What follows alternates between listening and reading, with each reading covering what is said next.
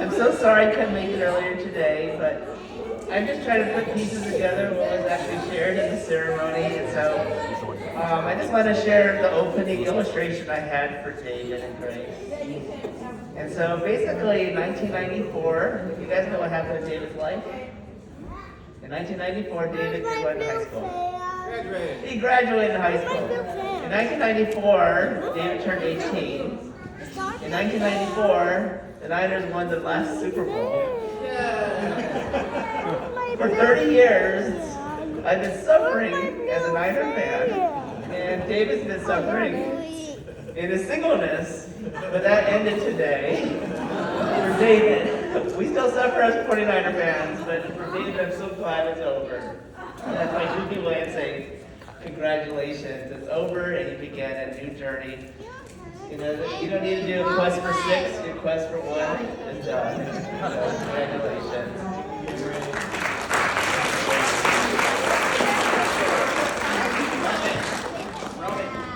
Anybody else? 10 seconds.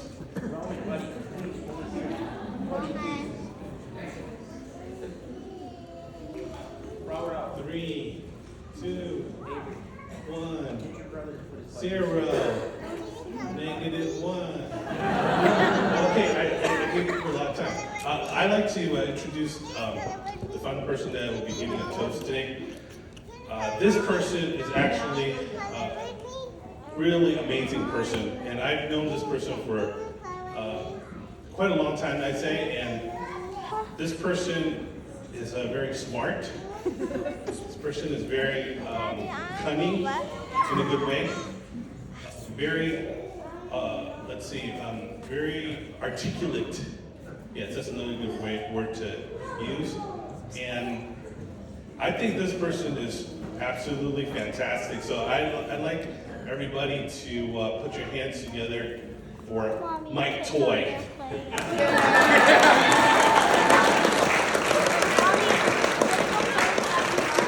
Thank you. Some of you are really surprised. I'm gonna go play Zachariah. Okay. Anyways, thank you. I'd like to say the final words here in our little toast. I have a little thing kind of prepared. Okay, so it kind of goes like this.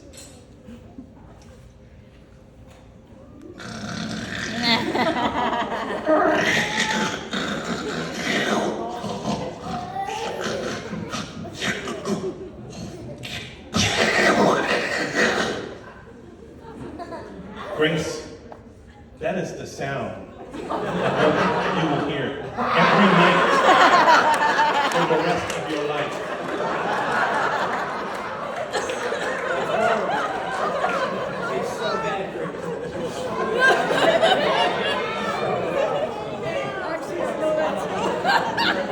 Yeah. Now, Yes, personal experience. and you know what? I'm not even going into the movement, okay? That was just the sound. And you're asking how I know this, right? I have been roommates with Dave, and I've even slept on the same bed as Dave more than once. Okay? So I am in a position of authority to testify how life is going to be like. Yes. And Grace, you know what? I was hoping you would come and talk to me, during the premarital phase and ask me, hey, you know Dave pretty well. What can I expect? I wanted to help you. I wanted to tell you. I just needed to be asked. But now, alas, Grace, it's a little bit too late now.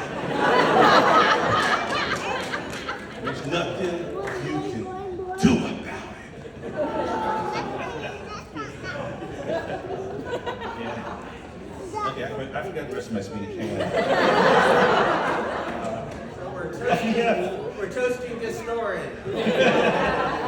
No, notice Dave is not denying anything. Yeah.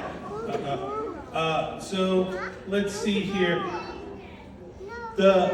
Some people call it snoring. I call it speaking in tongues. Okay? And it's actually quite a spiritual experience.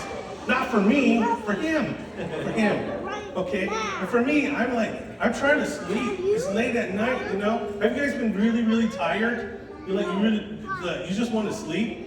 And, you know, in your brain, there's this little switch, right? That moment, maybe 3 or 5 seconds in your brain right before it switches to sleep mode. You know what I'm talking about? Like when you're sleeping. Well, I often reach that point where I'm just about to sleep and then I can't. And for me, I'm like pulling out my hair and I'm saying, Lord, why are you punishing me? What have I done to deserve this? I confess my sins, even the sins that I'm not aware of. Please let this thorn be taken from my side.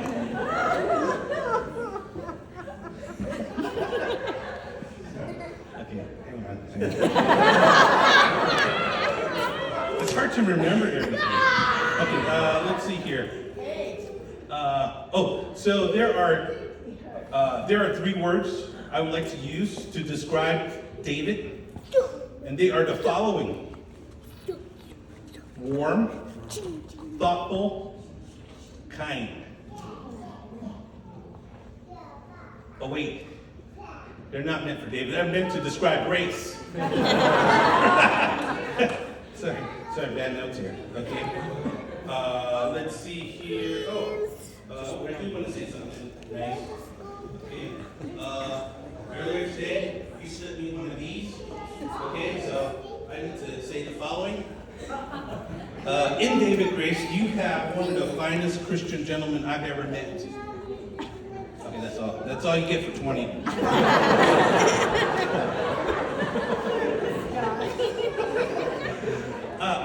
I met Dave through Gary, his older brother, who was just speaking a little earlier.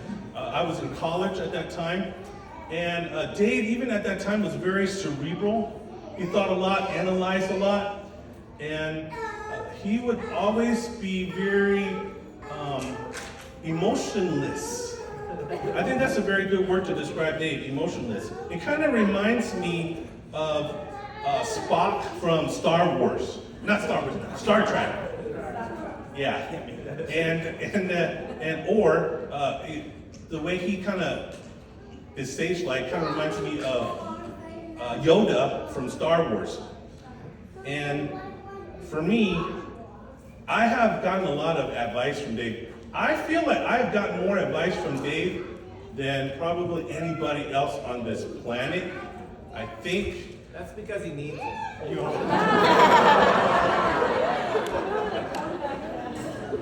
Okay. I don't have to come back to that. Okay. So I'm just curious. By raise of hand, how many people have gotten advice from Dave and have implemented it? No. 1, 2, 3, 4, 5, 6, 7, 8, 9. Okay, 9 out of 160. Okay. The others of you, very smart people. Very, very intelligent. I can tell.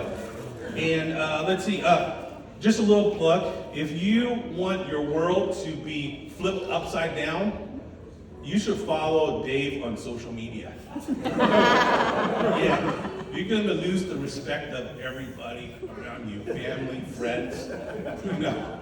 I'm not kidding there, because I did this, I pretty much agree with his post.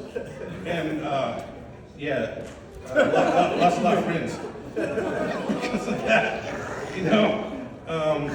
But the good thing though is I remember the first time I met Grace. That was back in March of 2023.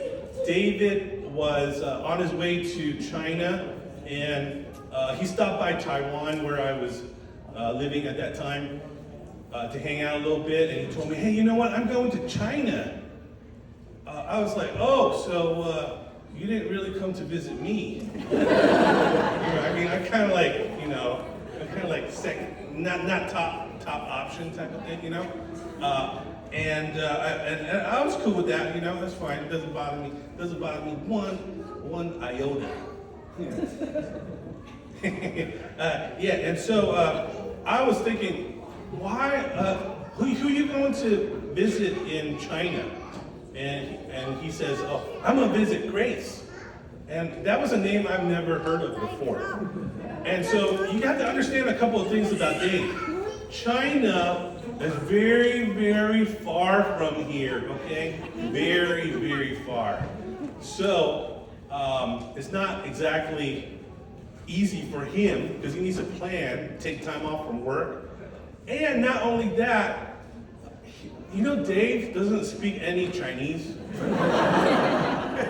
Like, he doesn't even know his own name in Chinese. Is that embarrassing or what? Yeah, I mean, at the very least, you should know your name, right? And so I thought, you know what? This might be a pretty serious thing, you know, to go shopping in China. I mean, yeah, you know what I mean. So, anyways, me and Dave, we've done a lot of things together. And we actually been to South Carolina. We've been to Toisan, China, his hometown, my hometown. We've been to a 49ers NFC championship game. We had long talks about a lot of conspiracy theories. Anybody is a conspiracy theorist? Can you raise your hand really quick? Okay, maybe like 5. The other people, there might be some closet conspiracy theorists, okay? Because they wanted to keep their respect, you know, in the public.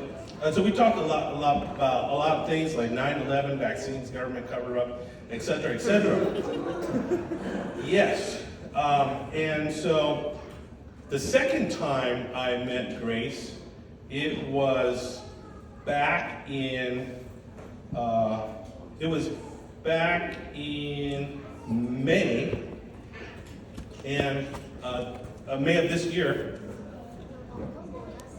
October? Was that October? Oh, okay. Yeah. I met Grace in October last year, and she bought my car. Yeah. Was it? You like that car? Yeah, I like it. See? Yeah. Everybody like it when they see my car. Oh, really? Okay. Yeah. So if anybody wants to buy a car from me, let me know. Yeah. And then let's see here. Now, May of this year, I did see Grace again about 3 months ago, and this time it was a little bit different. And what was different about it is we were having dinner at really expensive, fancy type restaurant, place that you only go to once in a lifetime. Yeah, it's called Golden Corral. Yeah, and when we were eating there, right, I was amazed that Grace was not complaining. You know what I'm saying? Not your typical American girl who's like, you know what, I'm too good for this place. You know, none of that. So she was actually very humble to eat like a commoner. You know, like, not that I would know how it feels to be a commoner, but just saying, okay? And I thought, hey, you know what? A girl who's eating at Golden Corral, that is a sign from heaven. That's a sign that this person is a real keeper. You know what I'm saying? You guys feel me? Yeah, okay. All right, I'll just pretend you guys feel me. Okay, here we go. So I have a few words of advice. To Grace, get yourself some earplugs. I got it from Shara. Oh, okay. Sure. Okay. All right, great. All right, you got that covered. Let's see here. Quick word to Grace. Grace, thank you so much because I know you're going to make Dave happy in a way that I never could. Thank you. There's only certain limits I would go. Next, okay, to David. This is the advice for David. This is on the topic of understanding women. I want to say the following. I hope that was helpful. Let's see here. Actually, you know, Dave is a person of much wisdom, and so I'm going to close with this. It's a story. It's kind of a wisdom parable that Dave kind of concocted out of his mind, you know, because there's nothing better to do but to concoct these parables, okay? It's a parable of finding true love. A few years ago, he told me this. He said, Mike, you know, finding true love is like walking through a pumpkin patch. I was like, wow, that's so deep. That's so deep, I don't even understand what he's saying. And I said, what do you mean by that? He says, well, you can only go from one end of the pumpkin patch to the other end, okay? And that kind of represents your life. And the more you travel through the pumpkin patch, the older you get. And as you're traveling through the pumpkin patch, you see a whole bunch of pumpkins. There are pumpkins to your left, there are pumpkins to your right, there are pumpkins in front of you, but you can never pick up a pumpkin that is behind you. And these pumpkins represent different girls. Is that very flattering? Yeah.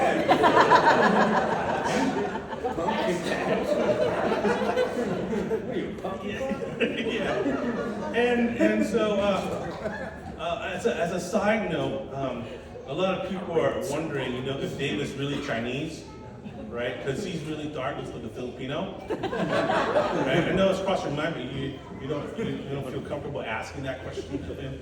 But the reason why he's so dark is because he's been in a pumpkin patch for a very long time. Yeah.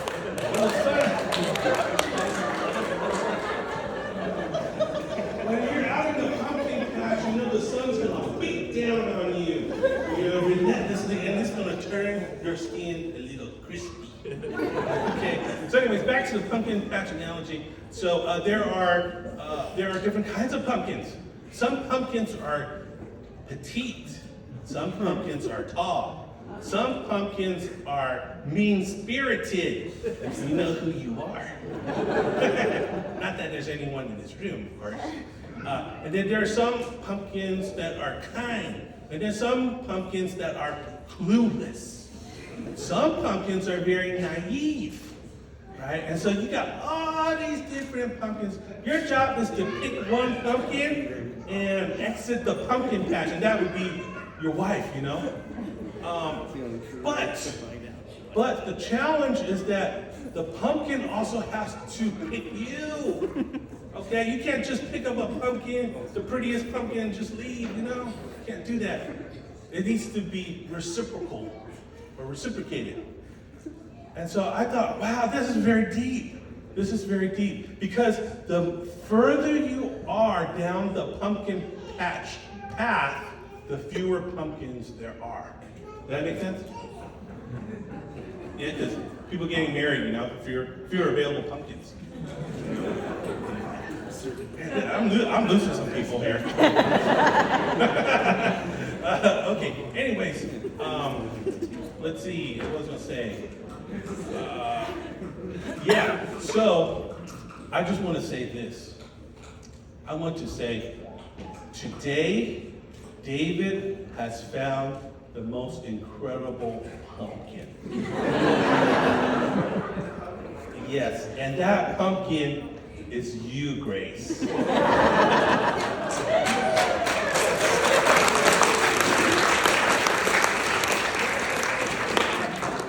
Thank you very much, and we will now do our cake cutting.